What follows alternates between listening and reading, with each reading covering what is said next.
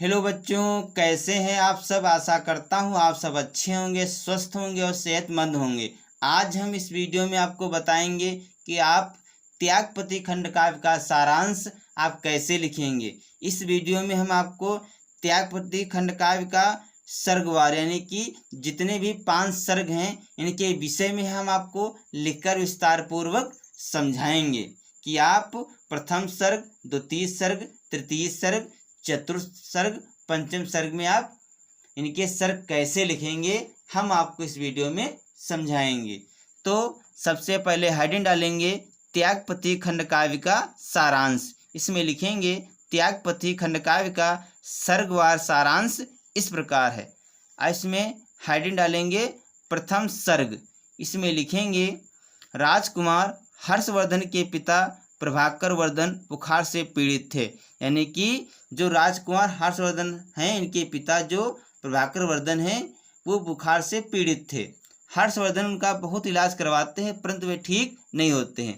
यानी कि जो हर्षवर्धन के पिता हैं प्रभाकर वर्धन वो बुखार से पीड़ित थे। हर्षवर्धन उनका बहुत इलाज करवाते हैं पर वे ठीक नहीं होते हैं।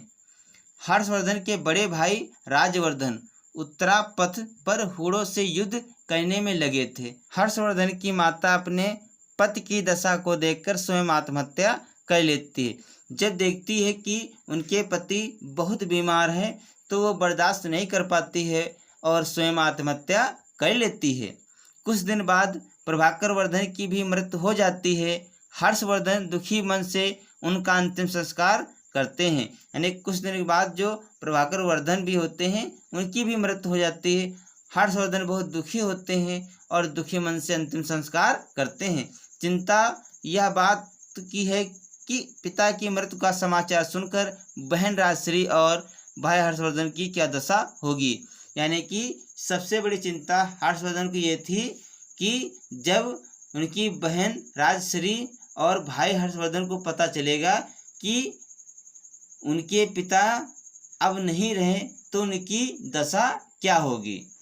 अगली हेडिंग डालेंगे द्वितीय सर्ग। इसमें लिखेंगे जब राजवर्धन अपने नगर आते हैं तो हर्षवर्धन की दशा देखकर बिलख बिलख कर रोते हैं।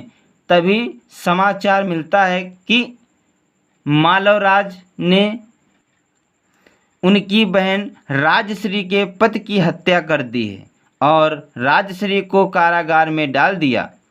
राजवर्धन क्रोधित होकर मालवराज को मारने जाते हैं परंतु गौड़ नरेश छलपूर्वक उनकी हत्या करवा देता है। ऐसा सुनकर हर्षवर्धन युद्ध के लिए चल देते हैं। तभी उन्हें पता चला है कि राजश्री बंधन मुक्त होकर विंध्याचल आत्महत्या करने चली गई। हर्षवर्धन उन्हें खोज लेते हैं। यानी कि द्वितीय सर्ग में लिखेंगे कि जब राजवर्धन अपने नगर आते हैं तो हर्षवर्धन की दशा देखकर बिलख बिलख कर रोते हैं। तभी समाचार मिलता है कि मालवराज ने उनकी बहन राजश्री के पति की हत्या कर दी है और राजश्री को कारागार में डाल दिया। राजवर्धन क्रोधित होकर मालवराज को मारने जाते हैं परंतु गौड़ नरेश छलपूर्वक उनकी हत्या करवा देता है। तभी उन्हें पता चला कि राजश्री बंधन मुक्त होकर विंध्याचल आत्महत्या करने चली गई हैं। हर्षवर्धन उन्हें खोज लेते हैं और आत्महत्या करने से बचा लेते हैं। अब अगली हेडिंग डालेंगे तृतीय सर्ग। इसमें लिखेंगे हर्षवर्धन अपनी बहन के छीने हुए राज्य को पुनः प्राप्त करने के लिए अपनी विशाल सेना के साथ कन्नौज पर आक्रमण कर देते हैं और दुश्मनों को भगाकर स्वयं वहां के राजा बन जाते हैं क्योंकि उनकी बहन सिंहासन पर बैठने से इनकार कर देती है। इसके बाद हर्षवर्धन ने दिग्विजय अभियान चलाया और एक सुसंगठित राज्य का निर्माण किया। उनके राज्य में प्रजा सुखी थी। तभी धर्म, संस्कृति और कला की भी पर्याप्त उन्नति हो रही थी।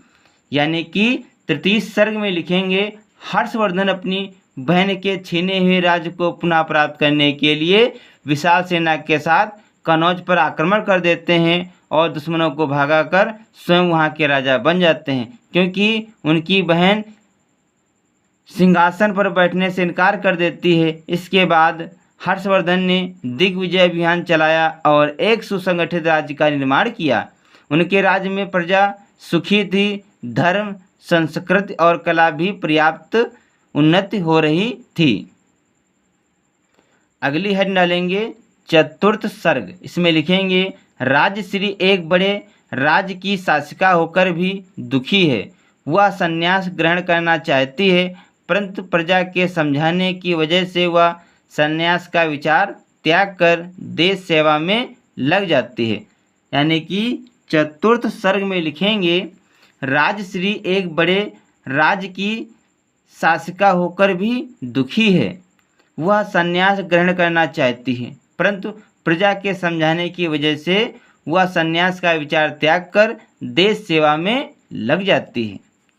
अगली हेडिंग डालेंगे पंचम सर्ग। इसमें लिखेंगे एक बार हर्षवर्धन प्रयाग में संपूर्ण राजकोष को दान करने की घोषणा करते हैं। इसके बाद प्रत्येक 5 साल बाद वे सर्वस्व दान करने लगे।